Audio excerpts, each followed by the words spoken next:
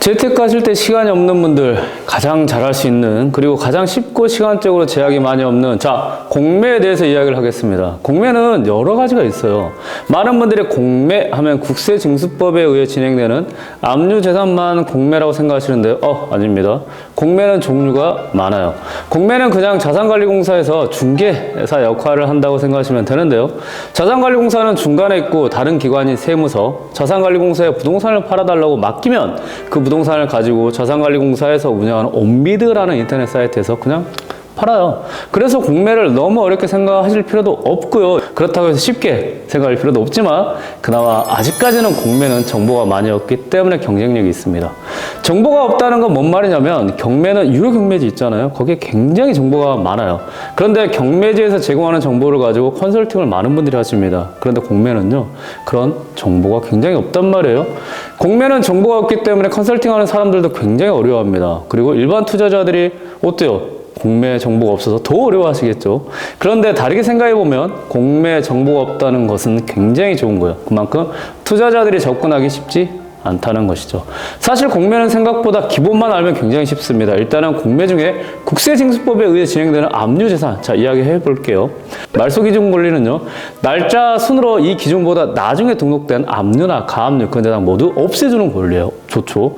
이런 것을 말소기준 권리라고 하고, 이것은 공매에서 등기부등본에 있는 모든 빚들을 없애주는 혜택을 줍니다. 이런 부분을 잘 이해하면 경매를 조금만 하셨더라도 공매 압류재산을 금방 이해하고 수익을 낼 수 있죠.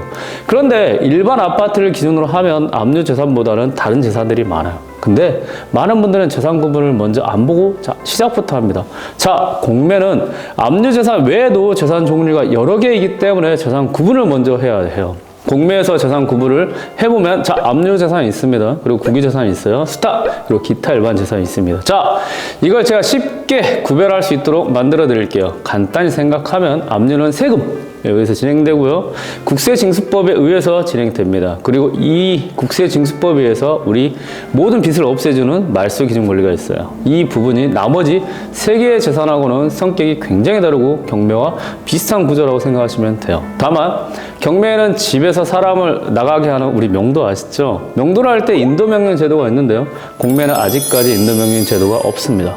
다만 인도명령 제도는 곧 도입될 예정이라고 하지만 그것은 좋은 게 아니에요.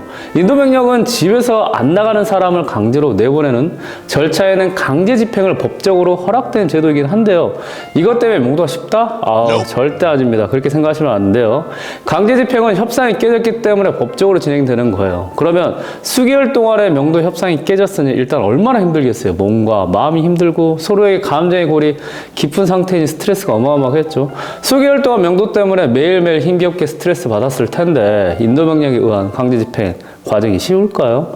명도, 즉 사람을 내보는 게 쉬워지는 케이스를 하나 들어볼게요. 공매에는 임차인이 돈을 받고 나가는 경우를 가정해 보겠습니다. 이 경우 집을 비워주겠다는 임차인이 공매 담당자에게 확인시켜줘야 돈을 받을 수 있어요. 담당자에게 확인시켜주기 위해서는 낙찰자의 명도 확인서 그리고 인감증명서가 필요하는데요. 이 서류를 낙찰자에게 받아서 제출해야 임차인은 어때요?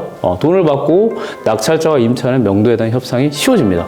경매 인도명령은 생각보다 명도 협상이 안 됐을 때 쓰이는 것이기 때문에 인도명령과 명도는 관계없어요. 그래서 경매라고 해서 명도가 쉽다, 공매라고 해서 명도가 어렵다, 그런 편견 안 됩니다. 이렇게 투자하시면 안 돼요. 그래야 경쟁자들이 명도를 어렵다는 이유로 공매라는 투자에 진입을 하지 않습니다. 명도는 잘못하면 낙찰자와 점유자 둘 다 스트레스를 받고 감정의 골이 깊어지기 때문에 협상을 잘해야 되고, 그렇기 때문에 공부를 하고 경험 있는 사람들에게 강의를 배우는 거예요.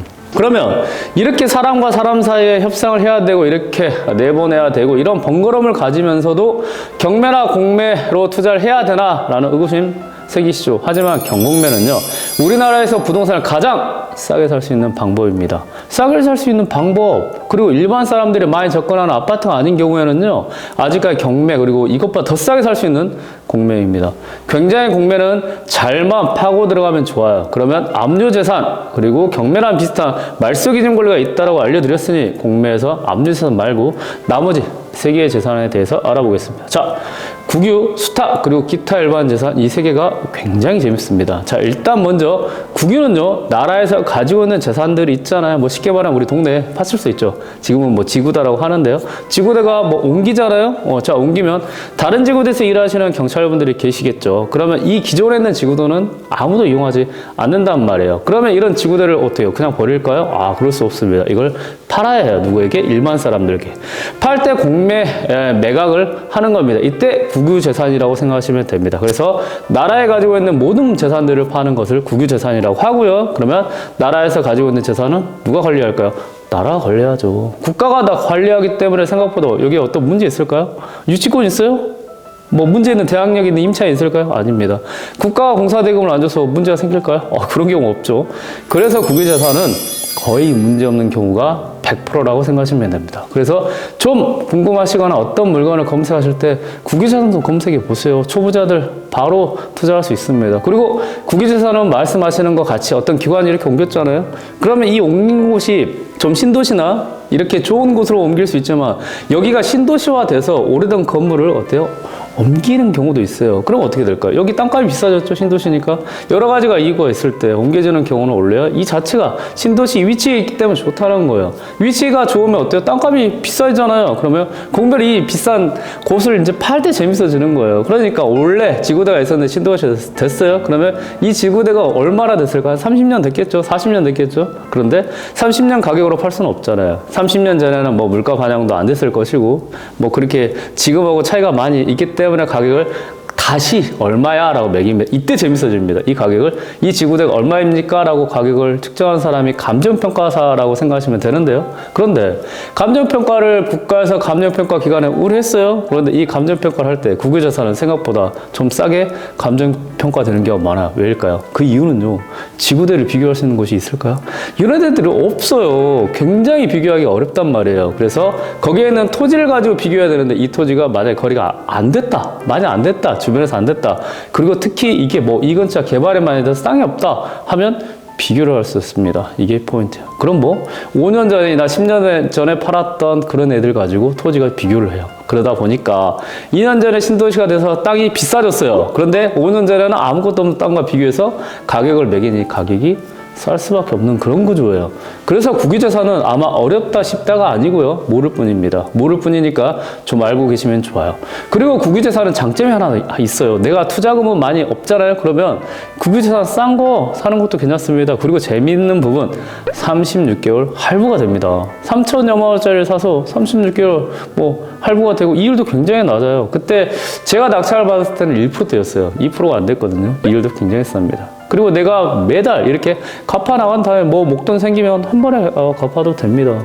그래서 국유재산은 굉장히 재밌는 제도 중에 하나예요. 그런데 그것을 많은 분들이 몰라요. 투자하실 때 이것을 알고 있다, 모르고 있다는 굉장히 중요합니다. 모르면 투자를 못하고 알면 투자를 할 수 있는 거예요. 그런데 국유재산은 조금 관심을 가져주면 알게 되는 거예요. 모든 재산은 문제가 없지만 다 대출이 됩니다. 대출되는데 내가 굳이 대출 안 하고 싶다라고 생각하시면 대출 안 하셔도 돼요. 특히 국유재산을 보면 토지가 싸게 많이 나오는데 이 싼 토지가 자체 감정을 했을 경우에 좀 비교할 수 없는 경우가 많아요. 그러면 많이 싸게 되는 경우가 있죠. 국가에서는 이 감정평가 자체에서 싸게 됐다고 해서 문제 제기를 하지 않습니다. 그러면 문제 제기 않기 때문에 사는 사람이 굉장히 싸게 살 수 있는 구조예요. 그래서 어렵게 생각하지 마세요. 내가 아는 지역에 있는 물건을 찾아보시면 어때요? 내가 시세나 여러 가지 정보를 많이 알기 때문에 좋죠. 오늘은 부동산 공매에 대해서 알아봤습니다. 그리고 국유재산에 대해서 알아봤습니다. 오늘 내용이 좋았으면 구독, 좋아요 부탁드릴게요. 다음 시간에 뵙겠습니다. 감사합니다.